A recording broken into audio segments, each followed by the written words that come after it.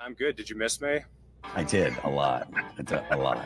I really don't want to get your channel deleted, Reed. That you're asking for serious trouble if I answer that question. Well, then stop fucking talking about us, man. How much perceived value do you think we will lose? Well, I mean, we lose a lot. The establishment Republicans are not Republican in name only. That's what the GOP is. So many people want everyone else to come to libertarianism the same way they did. Right. The slave mentality is praised. All right. Thanks, I want Mike. your phone to blow up with notifications every time the show is on. Thank you, Reed.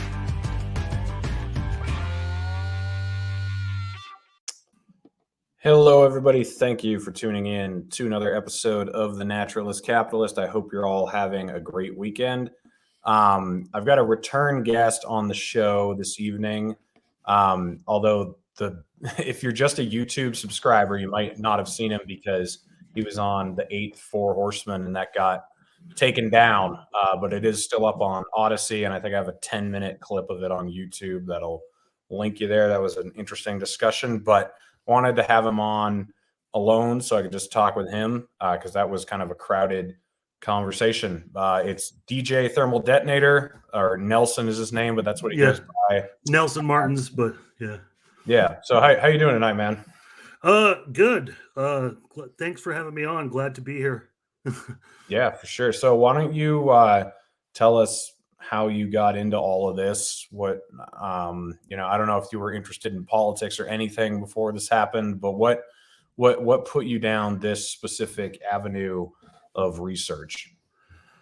It's for me, it's it starts with 9/11, obviously, and that's even being political as an activist. I have my own story as far as the day of 9/11 and like what I noticed, but I think I started to have problems like, about a year later after I was already working at Amoeba Music in Hollywood, and it had opened actually a month after 9/11. So it was kind of like, even my job interview was 2 days after 9/11 and I scored the job. But, I started having problems. Like, I even had my landlord, like a year later, was telling me, they're trying to go into Iraq, they've got all this oil and, they've had all this stuff reserved. And it's just like, and I thought that just kind of weird. I'm like, I thought that we're supposed to be going after bin Laden, and 2004, kind of rolls around, and I already seen some of the anti-war, marches going on. I wasn't never going to get very involved with any of it, but I thought it was interesting. But, I didn't have an opinion to, as far as what this all meant. But, by 2004, when I saw Fahrenheit 9/11 from Michael Moore, it got me so angry. Just because of like, it really opened up the door for conspiracy theories for me as far as modern day, ones. I kind of knew about JFK. I saw the movie back in the day in the 90s when it came out. I would think it was like 19 or 20 years old. I used to watch stuff like X-Files, stuff on Fox TV back in the 90s as well. But, when it came, with Fahrenheit 9/11, I just thought that there was like a possible Bush and bin Laden conspiracy going on. I thought all the laws that are put in place, the Patriot Act, just everything in there just got me really mad. And then, by the time 2007 rolled around and I wasn't working at Amoeba anymore, then I ran into, Loose Change, and I was already hearing about Terror Storm from Alex Jones because it was a DVD we had at our job at my job at Amoeba Music. We had a big video section with a really hefty documentary section. So I used to check out a lot of the DVDs there for a long time. This is before I was really getting really good with using the internet and really using the search engine, as far as this is still when Google Video is still around. So 2004. So I'm sorry, but then so it's about 2007. I'm pissed off about it. I see Loose Change, I see Zeitgeist. Then a friend of mine ended up telling me about Ron Paul. And, because he was anti-war and all that, I didn't even know what position he had on 9/11, but I thought, well, if he wants to turn things around as far as that goes, definitely, want to get into this guy. And, lo and behold, I started, getting into, libertarianism, learning a lot more about it, from Ron Paul, and, going to all the debates, rallies that they had at the, when he come and speak and do the debates in Southern California. I attended quite a few of those, started meeting people. Then I started really figuring out who Alex Jones and InfoWars was, because I knew about the Terror Storm DVD. And then I started to see once Ron Paul stopped running, I started listening to InfoWars, started noticing that Ron Paul was a regular there. And I'm like, oh my God, I found the right spot. And, here it is, 9/11 truth, and we are change and all that. And then about 2008 is when I found out that there was a We Are Change LA chapter, and I got really involved with it. And it was already going on for about a year, and it eventually ended up being taken over by my friend Ed Brotherton, who's still somewhat active, at least online, with 9/11 research and other things, as far as even the gold and all that, Constitution, militia, all that kind of stuff. But that's where I started. And then, I only listened to Alex Jones for like 4 years. By 2012, I stopped before the whole Sandy Hook thing even happened. It was actually a consequence because of the 2012 election. I wasn't very happy with the way things went on with that, as far as Peter Thiel, the Bilderberg stuff that I'd heard. I ended up being right. That's when there was flags raised. I was just really, really suspicious, and I just really completely stopped. And by that point, I was already starting to make films, and I was using a lot of Ryan Dawson's work. Most of all a lot of the stuff from War Die Deception, and then eventually just started doing my own and expanding and doing more of my own narrations, and have my channel now, and I'm up to 8 or 9 films now, besides multiple short films, and that's pretty much how I got here. Yeah. So just for anyone who doesn't know, I think it would be interesting to talk about your kind of falling out with InfoWars, or when you started realizing that all that was just kind of sensationalism. When did you start seeing that, and then what do you think about all that today? It's gotten way worse. I never imagined things would come out to the way that we are now. I never thought we would have someone like Trump and him appear on Alex Jones and all that. To me, it was very, really simple. I stuck with 9/11 very, I don't want to say faithfully, but very much you created this movement. You're stuck with it. We need to accomplish something. We need to stick with that. And I could tell Jones wasn't really behind it all the way. And then I started to. It's like he put his Zionist skeleton in the closet soon after 9/11 happened, because he obviously was one then, and then things started to change by the time the second term of Obama, came around, and he really got on to the birthers, and then after that, that already beginning the false flag shooting stuff with Batman, and then Sandy Hook happens. But for me, the first thing that I started noticing, like being highly suspicious of Jones, was about 2 years into it, when 2010, when he did the gun rally thing in Austin, where he just showed up with the megaphone, and he was invited to speak at the podium, but he was just yelling, just starting, getting on people's nerves, just all over the street, and it was just like, dude, these people are here. They're organizing something. They're allowing you. They want you to speak. Just like go up there, you know. And I've been around rallies. I've been around, you know, lots of things, a lot of functions like that. You just don't act like that. You just don't do that. So it's just like, dude, this guy's not on our side. No, you know. So, you know, and then it just got worse. Like I said, it's like I can't believe it, you know. But but at the same time, I feel I've been redeemed because it's like I was one of these people telling them way early, hey, your guys are going down the wrong road with the Sandy Hook thing. Not the people in InfoWars directly, but the people who were still buying into that. And lo and behold, I was right. You know, all these channels are yanked now, you know.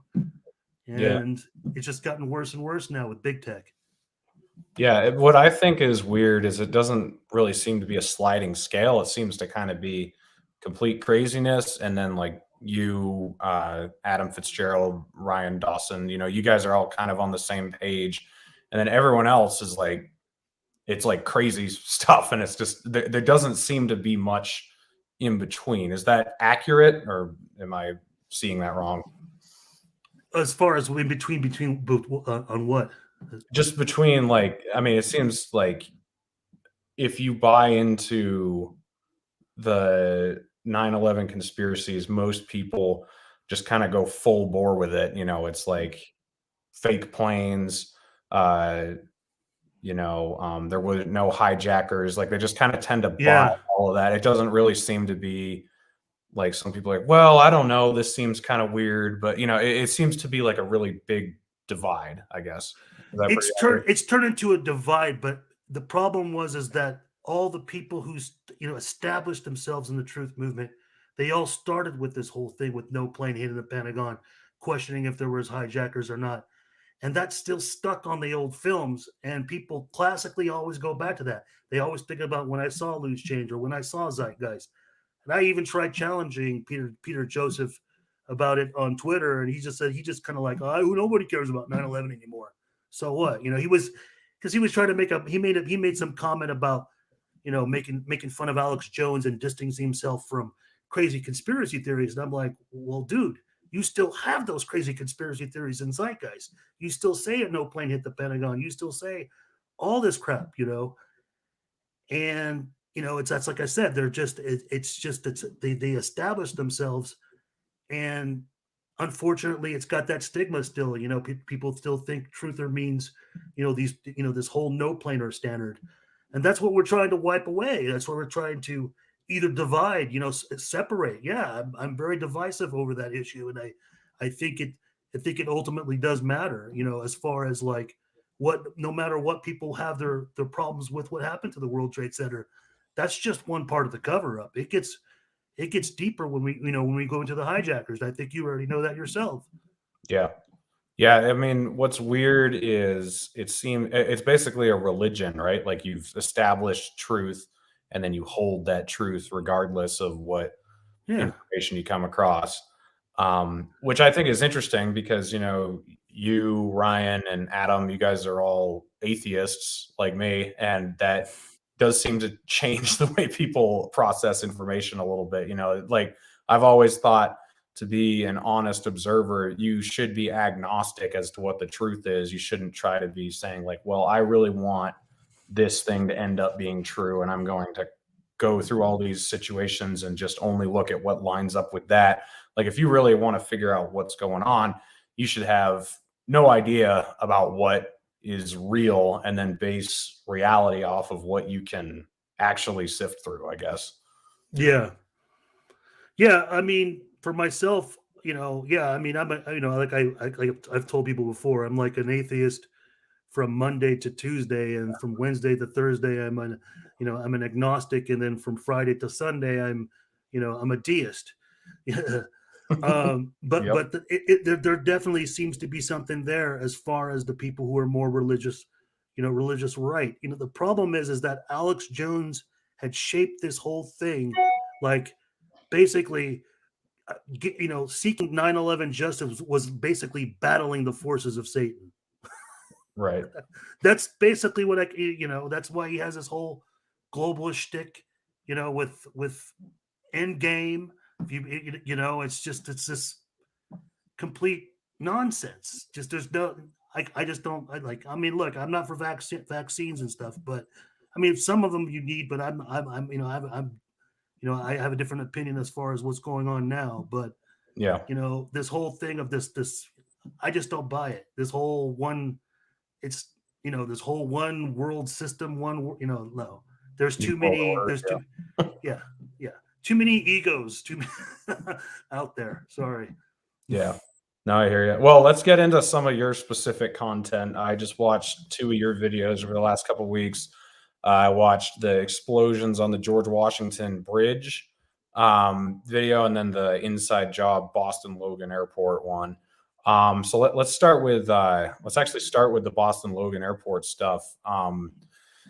That was, I think, one of the first trailers I ever saw was about that video, or some video where you were talking about Mohammed Atta and like all these weird rendezvous taking place deep in Maine that don't really make any sense if they're just going to fly, if they're going to end up going back to Boston. And then, I mean, none of it really made sense. And then you start seeing that there are all these meetings that were probably taking place from people coming across the border of Canada that start making it all make sense. And then the security camera footage, they're very selective in what they use because they only want you to see the hijackers that supposedly exist. But why don't you just kind of give us the lowdown on what was going on in Maine? How many hijackers do you think there were versus how many we're supposed to think there are? And why are there more hijackers than what we're led to believe? Well, regarding Mohammed Atta, it seems to me, or from reports, that he had actually went to Maine even a week or week and a half before the weekend before 9/11, and they went all the way up into Bangor, Maine, up into the north part, really close, even much closer to the border. Right. And it seems they rendezvoused with people who had come in from Nova Scotia, from the other border entryway, and then one would be mostly people coming in from Quebec. We don't know how many people came over then and how many people stayed there, but it could have been 3 or more. But when they went back up the night before 9/11, they didn't go all the way up to Bangor this time. They actually just went up into Portland.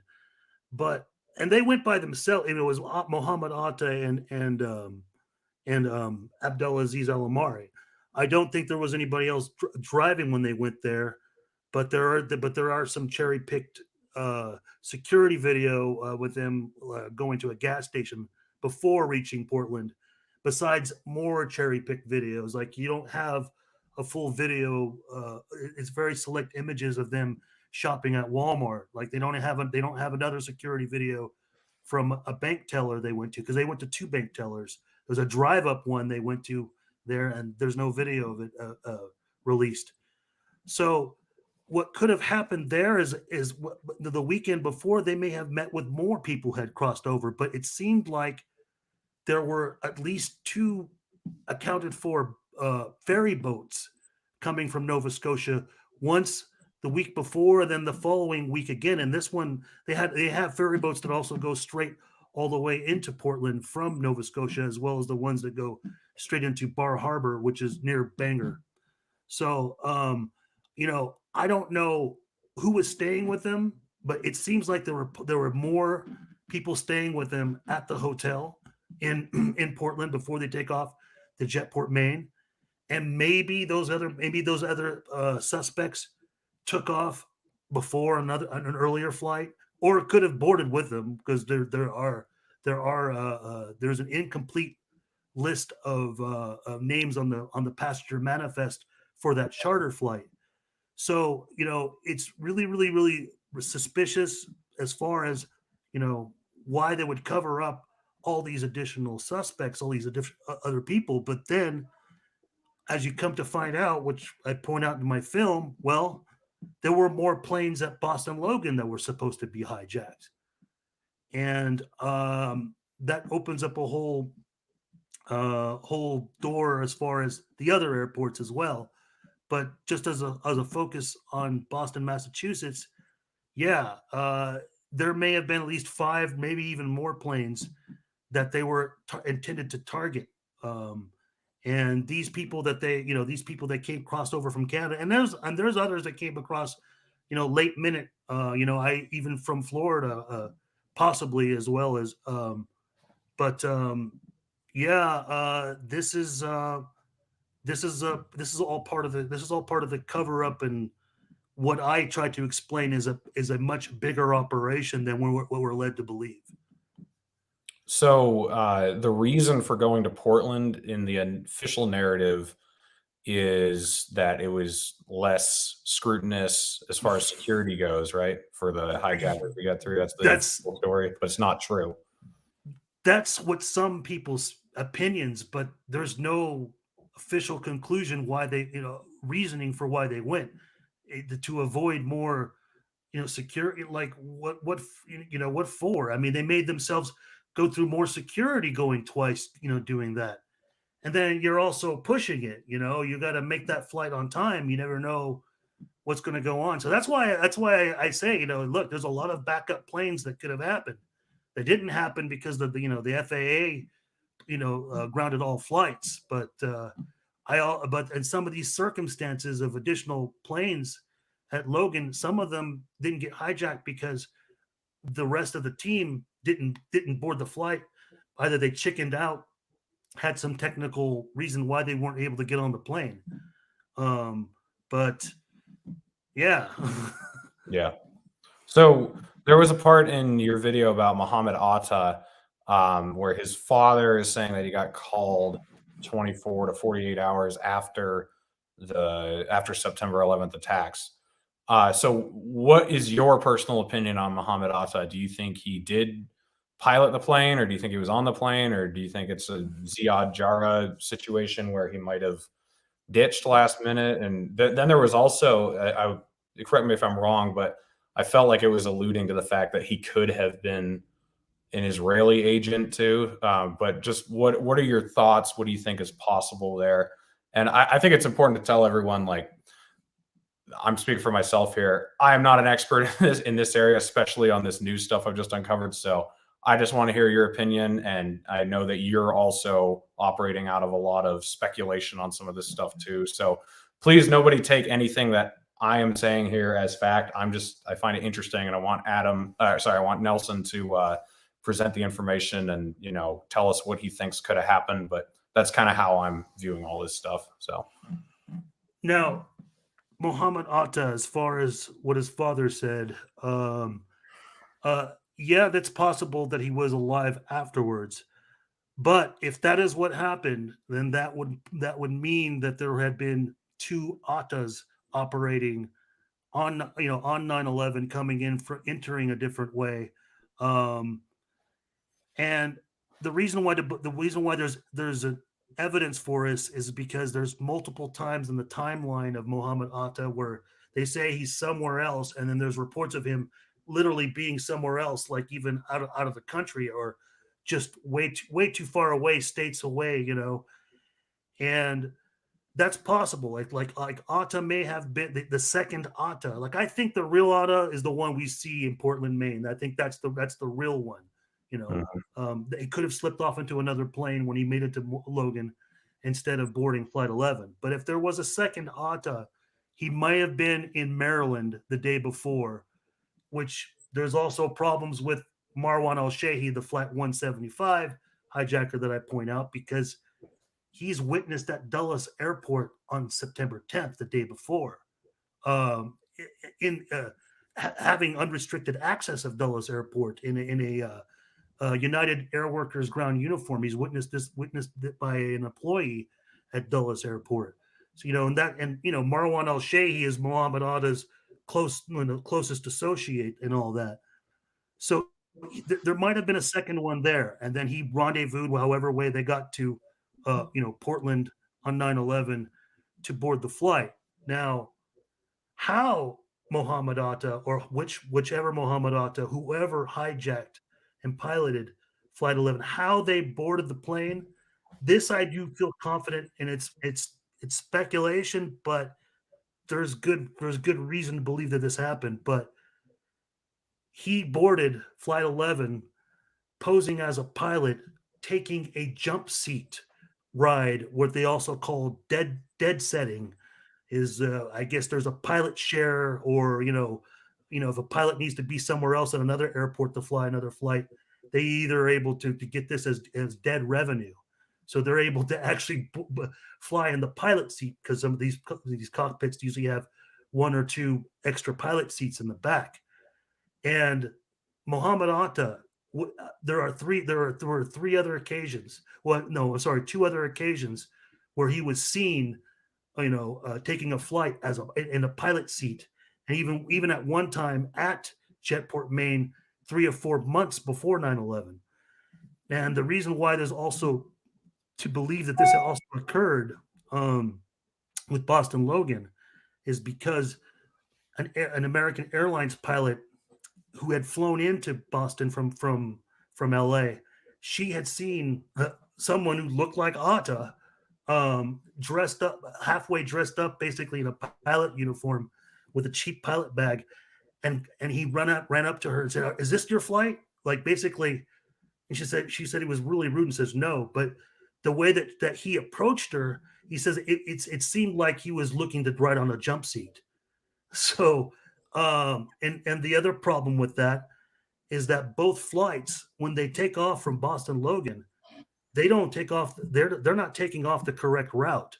They're supposed to take off and go up north, going over into New Hampshire and through the bottom portion of Vermont, Right. over into the state of New York, over Buffalo and Albany. I'm sorry, I forget Buffalo, and I forget which Syracuse. Yep. These planes don't do that. They made a complete quick U-turn within the state of Massachusetts and fly all the way across the state of Massachusetts, except for 175, and that cuts it a little bit short. But then they, zigzag, and then they hit the towers. So these pilots. So it leads me to think, just like the newscaster I sampled in there, that they took over they had control of the cockpits already in the beginning. I don't know how Flight 175 occurred. We have very little information as far as phone calls and other things goes. But with Flight 11 with Atta, there's all these indicators, and there's all these previous cases of Atta, taking a jump seat, and I would think that's what happened. But I also think that this would probably be the second Atta, perhaps the one that could speak Hebrew and all the other things, dating the pink-haired stripper and all that, really got away, fled. And I'm not sure if he was a Mossad agent, but I would think he's possibly an asset, maybe a Mossad asset. But there is something else I will also say, and I didn't put this in the film. I'm going to make a little short film about it. There is actually, regardless of the pink-haired stripper and all that, there is information or evidence out there that suggests that Mohammed Atta was actually gay. Mm-hmm. And especially even with Marwan al-Shehhi, there are accounts from people that knew them, that seen them interact, and different, and that there's testimony that said that these guys are gay or bi, whatever. But I don't know the whole situation with Marwan al-Shehhi, but Atta, it seems like it could be possible that, because he's a big partier. He wasn't a fundamentalist. So yeah. So when you talk about the two Attas, the second guy, the one who actually would have flown the plane, who is this guy? Just some. If it is someone else to just play that character to, because he's part of the Hamburg cell, and the Hamburg cell is definitely the main, the brains of the operation, supposedly. Mm-hmm. And if you're going to set something up to make it appear that it's really only exclusive to the Al-Qaeda network, that this is just an Osama bin Laden conspiracy, there they have their confession videos, even with Ziad Jarrah, but they say, look, he's acting, you know, but they go to those camps that you know, so that's what I figured. That's what I think it is to put, you know, it's basically to bait their presence, you know, just set up, I've probably not using the right words, you know, just kind of a dummy, you know, to make just to, you know, frame, you know. Yeah. So Mohammed Atta, he was from Egypt, right? I think. Yeah.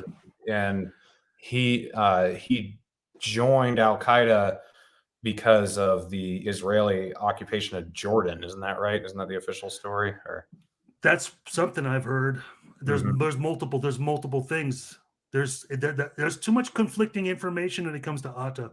There's literally almost 3 historical lines of him, you know, from being in college and like where he was at, and you know, because he went into Syria for a while, and you know, there are points that he may have actually been in Egypt, and apparently he wasn't at that time, vice versa. So, you know, I don't know exactly what his whole beef was.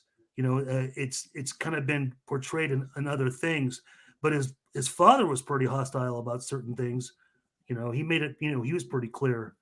You know, he wanted to. You know, he wanted to do another interview if only the money went to a Palestinian charity. So Yeah, and he was straight up saying that he thought Israel had done the attack, like, and he was saying they'd done stuff like this before. So yeah, no. yeah. So what about the Delta flight from Boston? That one was like maybe an attempted hijacking that failed. Do you want to talk about that a little bit? To me, that situation, this is Delta 1989, and it's portrayed in the film Loose Change, and they tried to say it was mixed up with Flight 93, that it actually landed in Cleveland, Ohio, that Flight 93 did with you know, with all passengers from all 4 planes all consolidated into one flight, but that also Delta 1989 landed there. Well, they kind of just destroy, you know, all the story behind Delta 1989, because it landed at a specific time. They screw up with that. But the point and they do mention that there was a bomb threat when it had landed, because that's why they said that's why it landed. But the real issue with it is that there were passengers on that flight that said that there were suspicious Middle Eastern men, you know, throughout the whole course of the flight, even, you know, when they had boarded, were just completely nervous the entire time, looking around, expecting, like they were expecting somebody, and they didn't show up. And there was 2 of them.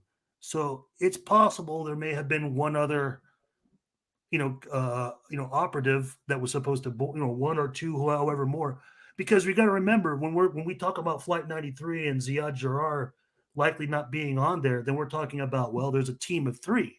So there could have been other teams of 3. Then there are other cases of it. So with Delta 1989, perhaps maybe the one that had the pilot skills didn't board. So they weren't going to hijack and do nothing, you know. But, you know, why that person didn't board, we don't know. I don't have a flight manifest. You can't get any of this information. They got it all called all top secret. So, you know, I'm still trying to get information from other flights at other airports, like Flight 23, which was one that was supposedly going to be hijacked by 3 guys. So I mean, this seems like everything was really rough. Like, I mean, it wasn't a smooth operation. There was a lot of obviously, especially if there were supposed to be 10 planes like you think there were, and they only end up with 4.5 if they tried the Delta one and it failed. Something that you point to in the video is the fact that a lot of these guys might have not known they actually were carrying out a suicide mission. So yeah. How do you convince people to do this in last minute, get them to kill themselves? Or do you just have the guy who's flying the plane know what's going to happen, or you put them on drugs? How do you pull something like that off? That's you pretty much nailed it. It would be the pilot who would probably know what's going on, but they're just gonna do a classic hijacking. Well, they may have said like, we'll kill a passenger just to freak everyone else out, but then we're gonna land somewhere and pose our demands. But at the same time, at the height of it all, once you've gotten that far, what's going to stop you next is, especially if you can't do anything about it. You're on board, you're inside the plane, and you're a hijacker, and you've gotten that far, and they're like, oh well, we're not going to land, we're actually going to crash somewhere. well, it's like, I mean, the thing is that every single kind of hijacking, even if it was one of those classic hijackings, it's still considered a suicide mission. You're risking your life to do this. You could still die. So it's all about being a martyr in the first place, whether you fuck up or not. You're still going to go down in history in their whole world. So it's that's what I would think that could possibly be. I think some people could have been on drugs, yeah. But yeah, it's possible some teams completely knew what they were going to do, and other ones didn't know. And I think that's possibly a case with Flight 11 or Flight 175 at least. Mm-hmm. So what about the Flight 77 hijackers? Do you think, what is it, Madar, and what's the other guy's name? I forget. Nawaf Al-Hazmi. Al-Hazmi, yeah. So do you think they were both legit? They were actually on that plane, or do you think there's... Oh no, those people were all on that plane. I made a separate film 3 or 4 years ago. Well, 4 years now. 6 on 77, the Dulles Airport 9/11 cover-up. And why it's called 6 on 77 is because there were 6 hijackers on Flight 77, not 5. Right. And the reason why I say this is there's 2 pieces of evidence. One of them being one of the phone calls from Renee May, the stewardess. She called her parents in Las Vegas. She says they were being taken over by 6 guys. And then when the day before the 9/11 Commission report was released, they actually released the Dulles security videos to the news. They didn't put it up on a website yet. It wasn't on the Zacharias Moussaoui trial exhibit. But all the mainstream news got portions of it, and it's two different angles from the same entry. And 2 of the networks, at least 2 or 3 of them, show an additional Middle Eastern person being coming through there, and one of them being CNN, say that this extra person is Hani Hanjour, and he's Middle Eastern. He's only got a few things on. He's only got a few very minimal bags. He looks very, pretty much in shape like Al-Madar, like the other hijackers. Mm-hmm. And there was no indication of when this person came in through the gate. But the next day on the newspapers, they would, like Los Angeles Time, I've got it all, I showed it in the film. They have him on, as one of the hijackers, and they say he's Hani Hanjour. So, and it wasn't, because they figured out who, obviously who Hani Hanjour is. But here's this 6th Middle Eastern suspect. Why I don't know. Like, why don't they have the name? Or I don't know. These guys could have been very sophisticated as far as their IDs go. And that's obvious that's what happened. I mean, that's why you got cases of living hijackers. That's why it took so long to identify some of these people. Yeah. Mohammed Atta used a lot of different IDs. So why 6 on 77? Was there another plane they were supposed to take, and they just bailed on it and all went on that? Like, why so many people?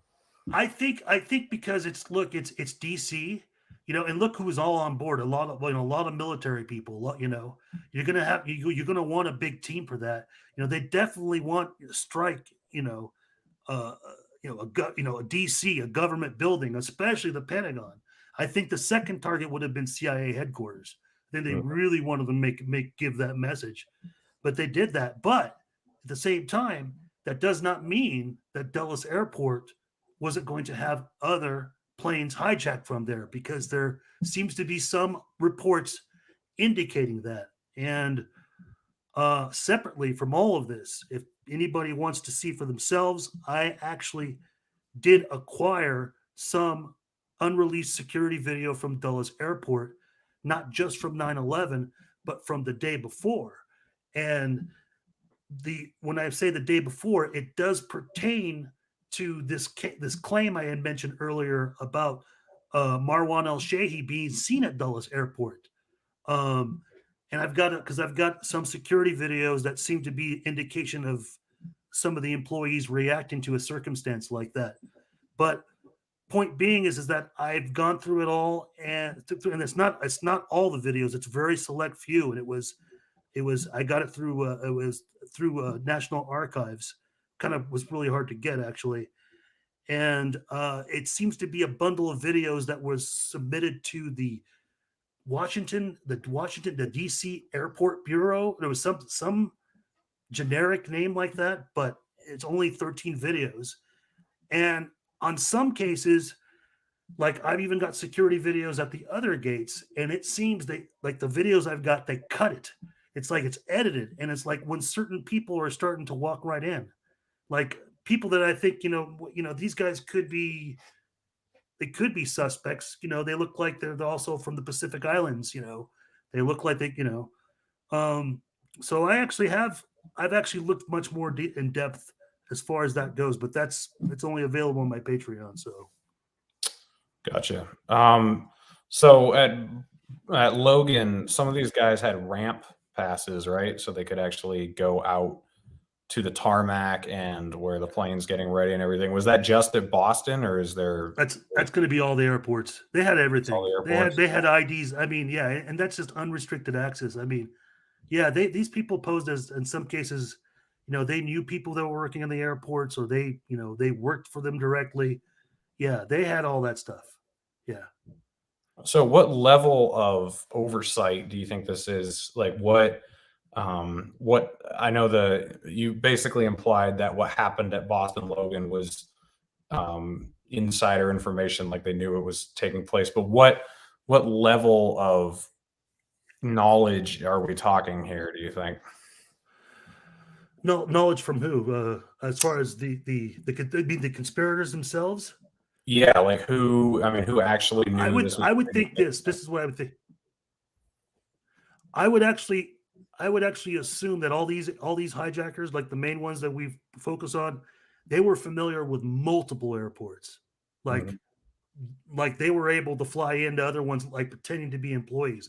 They knew the ins and outs of many airports, because there are other cases of these guys being seen at other airports making a total weird, crazy scenes.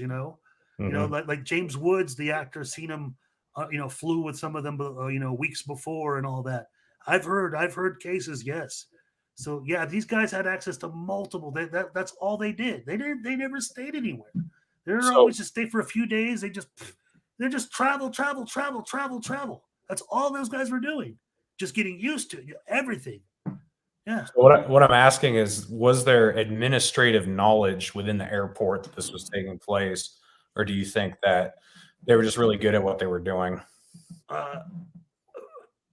Administrative knowledge, I don't think so, but I think they knew they obviously had a problem as far as, the people they would just kind of hire, and, security violations, stuff like that. What was your other question? I'm sorry. What was the other thing you said? No, that was basically it. I was just wondering if you thought that there was any, instead of this just being a bottom up operation, aside from funding or whatever, like I was wondering if you thought that people were placed in airport administration to make sure that this could be carried out, or if it was It's possible. I think that's possible. Yes, I think that is possible. I think that's possible for even people working for Saudi Airlines. Mm-hmm. Yes. There's a good reason for Saudi and possibly other airlines. Yes. Because you have access to those. Yeah, absolutely. Yes, I do. Yeah. Okay. So how many of these do you think all these planes were that they weren't hijacked midair, or that they were like it was or let's put it this way, that if a lot of these guys were like we said, maybe misled as to what they were actually doing. They didn't realize this was a suicide mission. Do you think every single plane they actually had control of before they took off, and then the co-pilot didn't know about it or something, and he's the guy that got killed? Because I know there's reports of aren't there reports of the pilots being stabbed and everything? So how does that work? They're just in the jump seat, and then they take the pilot away. They take the control away from the pilots, and they still kill them. That all still happens in the air, right? How does that take place? I'm not sure. Like we don't like with Flight 77. It's very hard to tell because it seems like with that one they moved all the pilots to the back of the plane because that's what the indications are. But then again, if they had 6 people hijacking it, that's enough manpower for people to obey. As far as like killing, like subduing the pilots, it's like with Flight 11 that God, if things went down like I mentioned, like having access to the cockpit already before takeoff, we can only imagine what he used to kill those pilots. I mean, he could have used some other sophisticated weapon. May have not even been bloody at all. Yeah, who knows? But in some cases, we know that people saw what was going on. For the most part. No, there was something you were talking about with the actual takeover with the plane. Like what else was it? What else did you want to know?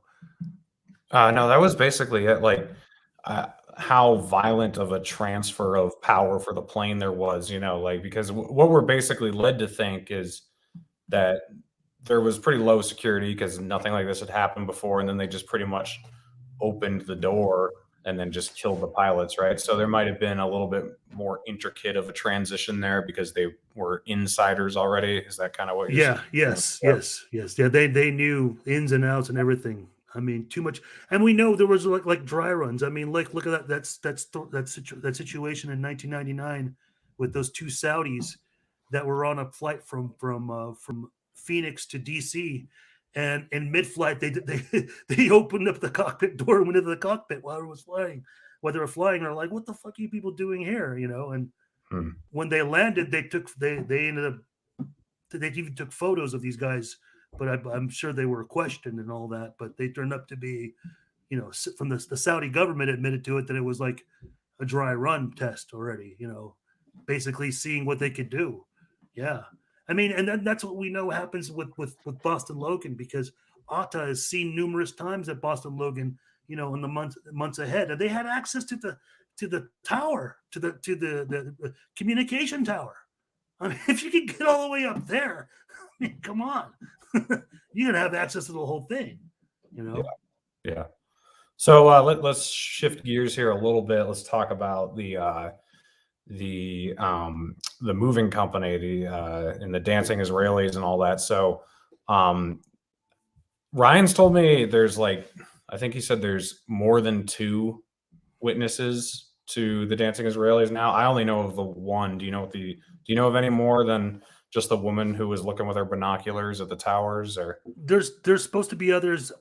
Somebody who was painting an empty apartment at the Doric Towers. And I would think there was someone. I think there's someone else, unless that's the one. But then there's also other people, tenants, that recognize some of them there the day before, as well, or even previous to that, because apparently Urban Moving Systems had even serviced, did move-ins for other people in that building. Mm-hmm. So yeah. So but on the day of, I at least know there's a painter, and it could be another one besides Maria. Yeah. All right. So kind of the big story you were uncovering in one of these films, the one about the George Washington Bridge, is that's actually an urban myth with Urban Moving Systems. I like that little play on what that was cover.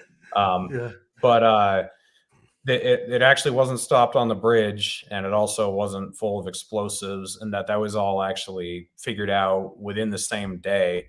But that's a theory that's been kept alive. That's not really true. You want to just expound on that a little bit? What happened there? Basically, the reports about the van packed with explosives on the George Washington Bridge, they are basically late reports about the police van from the Dancing Israelis van still being searched in the Meadowlands. That's why they kept. If you listen to the George Washington Bridge reports, they all say in the Meadowlands. Well, I got bad news for you. The George Washington Bridge is not in the Meadowlands. It's further inward. And this turned into, a repeated report. And once Dan Rather picked it up, all the other ones were repeating it, except for ABC's John Miller. And it's interesting because those guys had the most intel with the police and FBI. When John Miller reported it, he even said they got a van pulled over in the Meadowlands. He did not say the George Washington Bridge. He did not say, he said the explosives, a van packed with explosives, but he said it's in the Meadowlands. So, he's going off good intel. And the reason why this report picks up so late, because if you know the official story on the Dancing Israelis, those guys get caught at 3:00.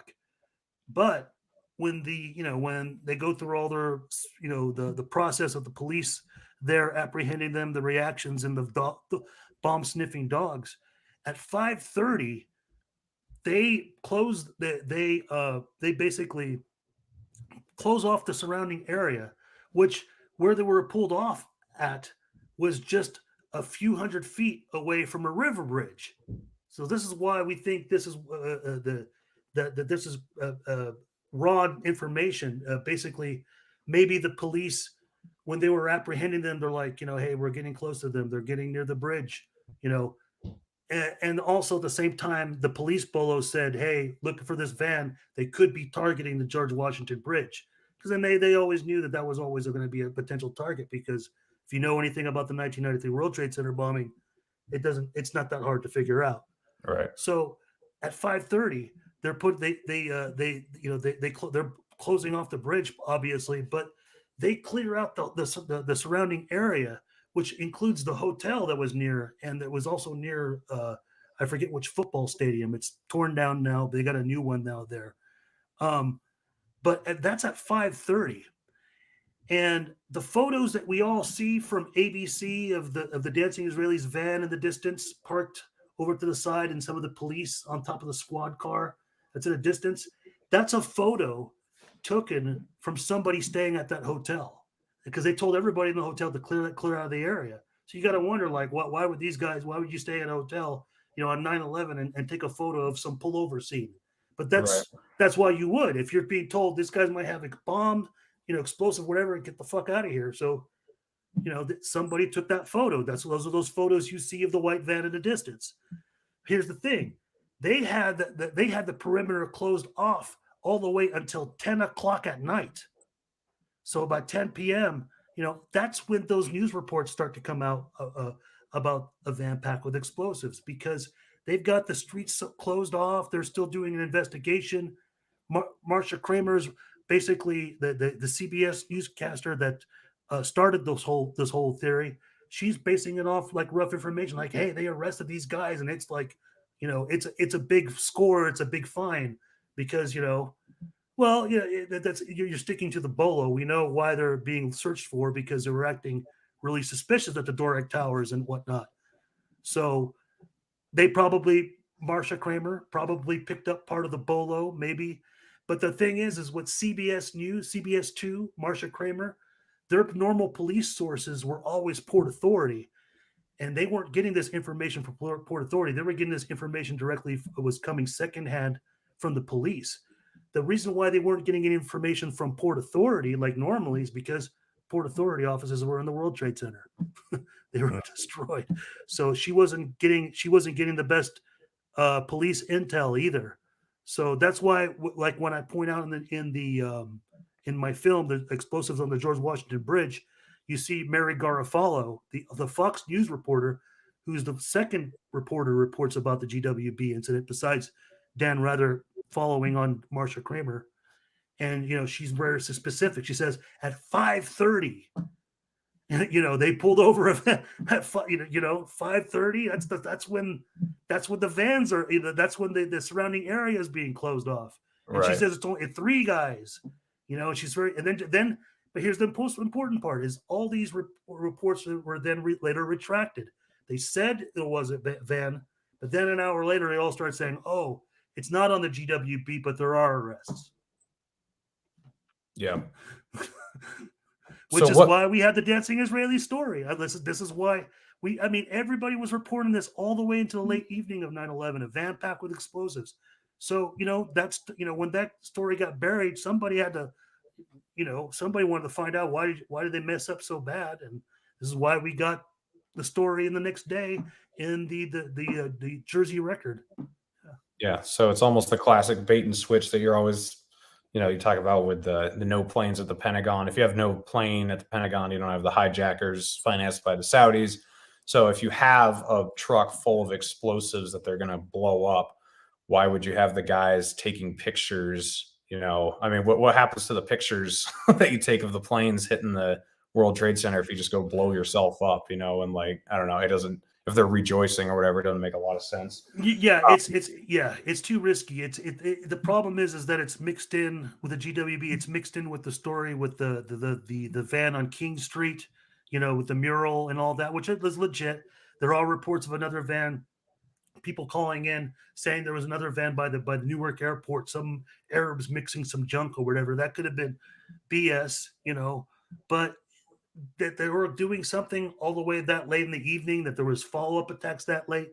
No. And like I point out all the way out throughout the film, nobody would have been able to make the bridge. They had the bridges closed off like before noon, like right after the attacks. All you could do was exit. That's it. All you could do was exit out of Manhattan by that point. Yeah. So in the towers, what level of explosives do you think were there? Do you think they were just bombs in the basement, or do you think they had them on the columns on the way up, or what do you think? I think there were explosives on the bottom. I think some were meant to go and kind of like set up as booby traps to freak people out at first. I think there were explosives in the center columns. I just don't think that they were on every floor. I don't think they were on every column either, because you got 47 columns.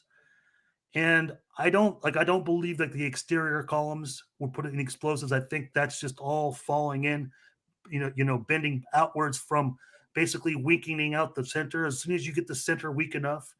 But I do believe that the collapses start where the plane impacts start. Now, right. whether those collapses are starting, from explosives, I don't know. They may have been starting to collapse, because of where it was damaged. But I believe at some point, this stuff was being all eyeballed. I think there was operatives had, total view of it. All they had to do was pull a switch, and that's could have been, that may have been done at the same time as when the collapse started. But at the same time, there are reports about the explosives, shaking down below. I've heard it from a personal account of somebody actually being there. The ground shook before the collapse started at the impact center. So that's also the possibility that did too. But I still believe, like maybe every 10, every 20 floors, there may have been explosives in some certain center spots. But like I said, I don't believe it's all columns. I don't believe it's like it's like, I don't even like calling it a controlled demolition. It's a demolition, but it's not controlled. Yeah. It's not controlled in the industrial intent, industrial style. It's not, Yeah. So, wasn't some of that explosion happening in the basement from the jet fuel going down the elevator shafts when the planes? They say that, but that's impossible. It's just, you don't, that's not going to blow out marble from the panels inside. And, they said that only happened through the freight elevator, but that's not what it's going to, there's no, you would have seen things singed and things. Yes, there were parts, some of it dripped, and there were some people caught on fire because it may have dripped from the top, from above, but a raging fireball all the way a quarter mile, up basically. I'm just like, no, you're not going to have all that power going straight downward. All that is going straight horizontal. It's going. Yeah. Yeah. I'm not a physicist, so I just don't know anything about that. But yeah, I don't really know. Yeah, man, we're coming up on about an hour here, but why don't we end with just kind of your overall hypothesis on what level of involvement you think the Pakistani ISI, the Israeli Mossad, Saudi Arabia, and the United States intelligence agencies had with this. Do you think this was planned for years and coordinated between them, or do you think it was a mix of something that they saw coming that they could exploit, or what are your overall thoughts on that in general? With the U.S. involvement, I tend to think that if they knew, they may have known about it, they may have been let it go. But I don't think there's direct involvement as far as planning with them on an international mix like that. Like I think there's a lot of neglect. There's a lot of neglect with information, but at the same time, I also consider the fact that I am talking about a bigger cover up, a bigger conspiracy, more people that were going to be involved in more hijackings. But my God, I mean, how sloppy were they? If we're only talking about Khalid al-Mirdar and Nawaf al-Hazmi, if there's going to be more than a dozen planes or whatnot, to me, it's just this 9/11 is like. What it proved is that the 1993 World Trade Center bombing was not solved. So there right there eliminates the idea that if this is just the ultimate plan. I think there was a target. There was a motive, and one of the motives was to just to finally destroy the Twin Towers. I think that was an objective. How long that objective have been out there? I think it's been out there for a long time, and I think it's been out, yes, through the Middle East, now, but coming up to 2001, as far as the other states involved, Saudi Arabia, what's their involvement? Seems to me, yeah, they may have been sponsoring some of these hijackers. They may have been also deeply involved in controlling the apparatus with all the the nonprofit charity groups, all the mosques, and all the Islamic organizations. I think that's one way, but that's not you don't need. But at the same time, this conspiracy is big. It's not just going to necessarily just rely on fundamentalists. There's could be very much Arab secular, that want to strike at the U.S. and Right. also have a profit motive too. Pakistan seem to be involved more than what we're being told, and I think they're more involved than actually Saudi Arabia. There's just too much protection that's gone on there, and it already goes. You can already see it going back already in 1993 with the World Trade Center bombing. That's one of my best films. I do recommend to watch my 1993 World Trade Center bombing on my channel, because that's the more mind blowing, and it kind of really shows more of how Israel infiltrates these groups, and I'll get into that point too. But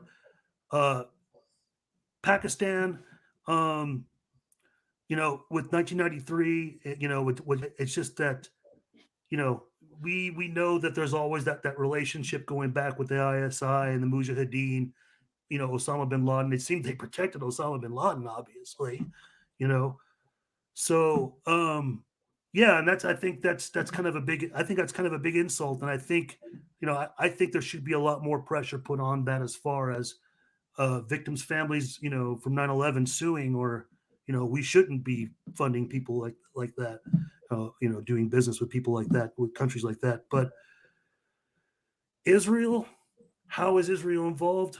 Well, they're involved by their Mossad agents that obviously are always next to these hijacking cells and could be doing a lot more than just monitoring them.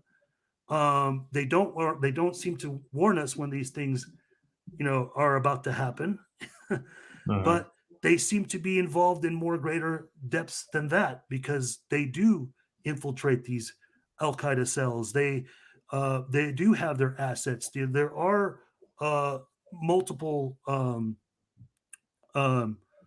overlapping interests, because lots of times, we're funding, Israel's funding these people as proxies because they don't like the leader of their country, and they would rather, they'd want them removed, and they will, get involved with a false flag or a terrorist act to set that pretext. So there's multiple ways that they're able to find, the different Arab proxies, fundamentalists, commandos, or whatnot. But then they are also able to infiltrate directly, posing and masquerading as a Muslim, because of the fact that Israel's population also has Arab Jews, which are dark skinned. There are a lot the original Jews that have been there, and there are cases they're called Mistar Arvim, that the Shin Bet or even the Mossad or whatever, because apparently Mossad's very, very secretive and has other different factions too, obviously. They're able to masquerade as a fundamentalist for years and years, for decades, and even have families, and they'll be living in Middle Eastern countries, posing as an Arab Muslim, and basically working for Israel, or moving things. But I think there's a bigger apparatus, that an older apparatus that Israel has power with, and I don't want to get into all that because it gets really obscure. But I think this has a lot to do with Palestinian splinter groups too, which were the secular communist groups, and because there are historical cases where they seem to have been directly working, and I'm talking about the ones that are like tied in with Operation Gladio. So that I think is how Israel have been involved, multiple ways they have to get involved. Well, you certainly supply a lot of interesting information. I was trying to absorb everything in your video, but I actually put a tweet out today. Like you, Scott Horton, Ryan, Adam, like you guys just have, I don't know, you got brains that can just retain shit. I have to really pay attention and watch things a couple times, but I'd highly recommend people check out your channel. I've got it linked in the description, True Through TV. And then I've got your Twitter linked in the description so people can follow you there. But where else can people keep up with you? Have you got any projects coming up you want people to know about? Anything else you want to say? Patreon. If you want to see exclusive stuff that I haven't released, Patreon, because I've got quite a bit of a lot of information that I'm just not making public yet, because it's kind of ideas that I want to put into a book, because I do want to write a book. And just basically Twitter, Facebook, my YouTube channel. I have my blog, but I don't write very much. But you can find it. It's 9/11 Skeptics versus Truth. It's a WordPress blog. But that's pretty much it. I don't have a website. I just I'm not a blogger. All I focus on is basically 9/11 and those things related. I even focus a lot with the OKC bombing as well too. So.